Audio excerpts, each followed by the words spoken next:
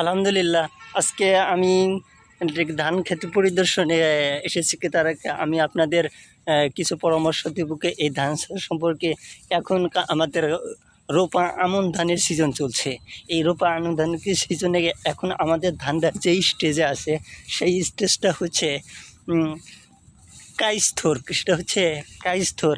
আজকে আমরা এই কাইস্থর অবস্থায় বা কাইস্থরের আগে আমরা বা এই অবস্থায় আমরা কী কীটনাশক প্রয়োগ করলে পরবর্তীতে আমরা লক্ষ্মী গুরুমত রোগ এবং বেলাস্ট এবং মাইজরা পোকা আক্রমণ থেকে আমরা রক্ষা পাবো, আজকে সেই বিষয়কে আমরা আলোচনা করি। তার আগে আমি বলে নিচ্ছি, আজকে আমাদেরকে ভিডিওটা যে দেখবেন খুব গুরুত্বপূর্ণ, কোনো না টেনে একবার সম্পূর্ণরূপে ভিডিওটা দেখবেন, তাহলে ইনশাল্লাহ উপকার পাবেন। আরেকটি কথা, যারা আমার এই চ্যানেলটায় সাবস্ক্রাইব করেন নাই তাহলে অবশ্যই আমাকে এই চ্যানেলটা দ্রুত সাবস্ক্রাইব করবেন, যাতে পরবর্তীতে পরামর্শমূলক বা কৃষি পরামর্শমূলক যে কোনো তথ্য আমরা ভিডিও আপলোড করলে আপনারা তারা পেয়ে যাবেন। চলুন যাকে আজকের দিকে আলোচনা করা যায়। এই কাইস্থর কী, এই কাইস্থর অবস্থায় আমরা কী প্রয়োগে পরবর্তী থেকে আমরা ভালো ফলন পাবো ইনশাল্লাহ। চলে যাই, কথা বলি, চলে যাই।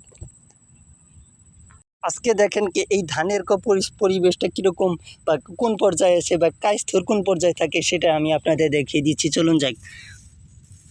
এই যে দেখতে পাচ্ছেন আপনারা, এই যে ধানের এই যে থোড় অবস্থায়, এই দেখেন কি এই যে ধানটা এই দেখতে পাচ্ছেন কি এই যে থোর এই অবস্থায় হচ্ছে লোকার আমাদের ধানের কাইস্থর স্টেজ অবস্থায়, মানে কি এই সময় বা এই অবস্থাকেই আমরা কাইস্থর বলে থাকি।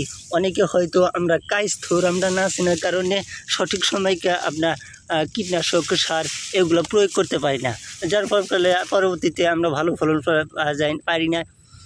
আজকে দেখেন আমি কাইস্থর দেখাচ্ছি বা কাইস্থর কোন পর্যায়ে আসলে কি এটা কাইস্থর হয় আমি আপনাদের দেখাচ্ছি। দেখেন এই পর্যায়ে থাকলে কি এটা হচ্ছে কাইস্থর।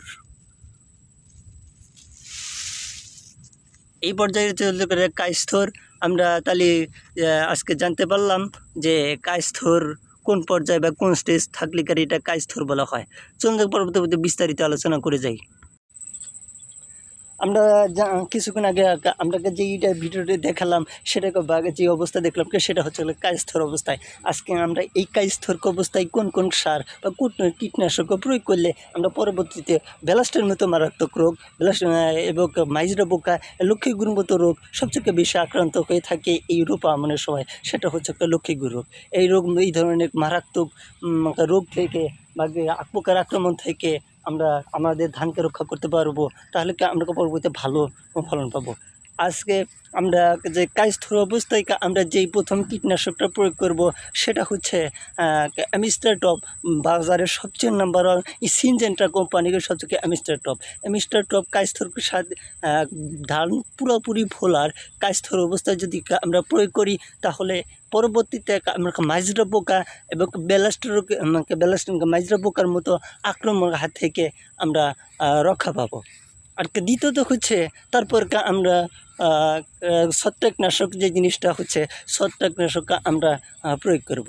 ছত্রাকনাশক হিসাবে সেটা হচ্ছে ইনসিপিও কোম্পানিকে সবচেয়ে নাম্বার ওয়ান, সেটা হচ্ছে কি অ্যামিস্টার টপ। বাজারের সবচেয়ে নাম্বার ওয়ান, আপনারা গেলেই সিজেন্টা কোম্পানিকে অ্যামিস্টার টপকে দিয়ে দিবে, এটা আমরা প্রয়োগ করব। আর তৃতীয়ত হচ্ছে আমাকে যে কাইস্থর অবস্থায় আমরা কিছু কী করব, ফসফরাস বোরন সার এবং প্রয়োগ করলে পরবর্তীতে আমরা ভালো ফলন পাবো। আমরা এই কাইস্থর অবস্থায় আমরা জানলাম, এবার কাইস্থর অবস্থায় কী কী সার প্রয়োগ করলেও আমাদের ভালো হবে সেই সম্পর্কে আমরা এই বললাম কি যে আজকে যদি আমরা এই পরামর্শ মতো যদি আমরা এই কীটনাশক সারগুলো প্রয়োগ করতে পারি, তাহলে ভালো ফলন পাবে। এখন আমাদের কথা হচ্ছে যে একটা জিনিস মনে রাখবেন যে কীটনাশক আর ছত্রাকনাশক কখনোই কিন্তু একসাথে প্রয়োগ করা যাবে না।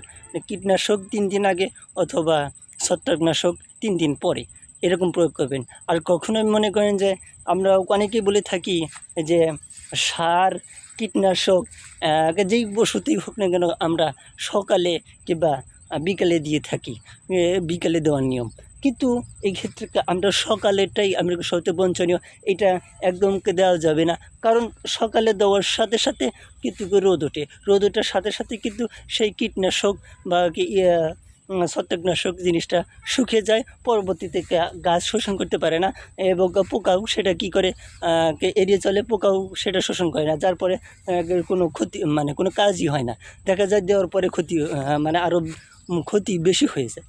তাহলে সেই ক্ষেত্রে আমাদের সবথেকে বেটার সময় হবে বিকেলে যদি আমি প্রয়োগ করি, তাহলে কিন্তু বিকেলের পরে কিন্তু রোদ আসে না, সেটা একটু সন্ধ্যার পর রাত পর্যন্ত একটু পরের দিন সকাল রোদ উঠতে আমাদের কিন্তু 12 থেকে 13 ঘন্টা সময় লেগে যায়। এর মধ্যে গাছ শোষণ করবে এবং এই পোকা এই কীটনাশকটা দ্বারা শোষণ করার পরে তারা কী করে সেটা মারা যাবে এবং ফলাফল ভালো হবে। তবে অবশ্যই আমাদেরকে এই ভিডিওগুলা দেখবেন এবং পুরোপুরি ভিডিও দেখার চেষ্টা করবেন এবং সাবস্ক্রাইব করবেন। পরবর্তীতে পরামর্শমূলক যে কোনো ভিডিও যখন আমরা আপলোড করি তখন আপনারা পাবেন। এছাড়াও আপনারা যারা বাজার থেকে কীটনাশকগুলো কিনবেন, খুবই একটু যাচাই বাছাই করে কিনবেন, তাহলে ভালো মানের কীটনাশক। আমি যেই কথাটা বললাম বা যে কোম্পানির কীটনাশকটা বললাম সেটাই যে কিনবে তা কিন্তু না, বিভিন্ন প্রকার কী আছে কীটনাশক আছে, তারপরে ছত্রাকনাশক আছে, এগুলো আপনারা কিনবেন, সেগুলোকেও প্রয়োগ করবেন, ইনশাল্লাহ ভালো ফল পাবেন। কিন্তু কোন অবস্থায় সেটা বলে দিলাম, কায়স্থর অবস্থায়। ঠিক আছে, ভালো থাকবেন এবং সুস্থ থাকবেন।